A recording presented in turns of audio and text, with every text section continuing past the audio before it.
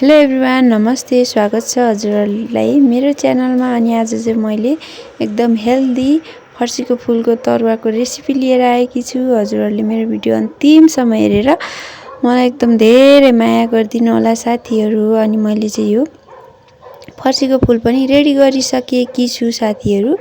मैले चाहिँ यति टिपेर ल्याएकी थिएँ, मेरो बारीमा फलेको थियो साथीहरू। यो फर्सीको फुल चाहिँ आफ्नो हेल्थको लागि नि एकदम राम्रो है त साथीहरू। अनि यसलाई चाहिँ मैले मजाले पानीमा भिजाएँ, एकछिन भिजाउनुलाई छोडिदिन्छु साथीहरू। यसमा फोहोरहरू सबै निस्किन्छ। त्यसपछि मैले मजाले यसको वरिपरिको यो मैले निकाल्छु। वरिपरि भन्दा त्यो भित्रको हुन्छ नि, जुन मैले जसरी निकालेको छु हो त्यसरी नै निकाल्नु होला साथीहरू। ननिकाले पनि हुन्छ, मलाई चाहिँ अलिकति त्यो किराहरू बसेको हुन्छ, त्यही कारणले निकालेको साथीहरू। हेर्नुहोस् त, यतिको मैले चाहिँ केलाएँ। यसरी नै केलाउनु होला है त साथीहरू। अनि अब घरमा जे छ त्यही युज गरौँ न त। मेरोमा चाहिँ के अरे बेसन सिद्धिएको थियो, त्यही भएर मैले चाहिँ आँटा लिएकी छु साथीहरू। आँटाले पनि गर्नु मिल्छ है त साथीहरू। अनि त्यसमा थोरै मैले बेसार राखिदिएकी छु।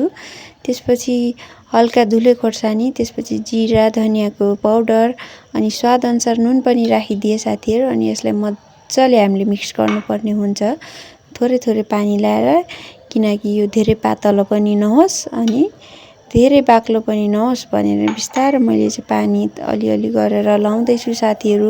मजाले पानी लाएर यसलाई मजाले घोल्नुपर्ने हुन्छ, मिक्स गर्नुपर्ने हुन्छ साथीहरू यसलाई। अनि धेरै पातलो भयो भने पनि राम्रो हुँदैन, ठिक्कको बनाउनु पर्ने हुन्छ है त साथीहरू। यो मसलाहरू सबै मिक्स हुने गरी हामीले घोल्नुपर्ने हुन्छ साथीहरू। हेर्नुहोस् त है, कति मजाले घोल्दैछु मैले। अब हेर्नुहोस् है, यतिको चाहिँ हामीले बनाउनु पर्ने हुन्छ साथीहरू। हेर्नुहोस् त, ठिक्कको छ नि त, बाक्लो बाक्लै छ, बाक्लो बाक्लै गर्नुपर्ने हुन्छ। अनि यता चाहिँ मैले प्यान पनि बसालिसकेको छु। प्यानमा तेल राखिदिएँ। अनि तेल चाहिँ मैले ठिक्क यति वरिपरि हुने गरी राखेको छु। हजुरहरूले पनि ठिक्क गरेर राख्नु सक्नुहुन्छ। अनि यसरी डुबाउँदै हामीले चाहिँ प्यानमा राख्नुपर्ने हुन्छ साथीहरू। त्यो फुललाई चाहिँ तेलमा राख्नुपर्ने हुन्छ साथीहरू। यति मजाले गर्नुपर्ने हुन्छ। अनि हेर्नुहोस् त साथीहरू, यसरी गर्नुपर्ने हुन्छ साथीहरू मजाले। मेरो चाहिँ थोरै अलिकति पनि बाँकी थियो, 2 लट गर्नुपर्ने भयो साथीहरू। अनि यसलाई यतिको भएर चाहिँ मजाले पल्टाइदिनु होला साथीहरू। मजाले मैले चाहिँ पल्टाइदिएँ यसलाई।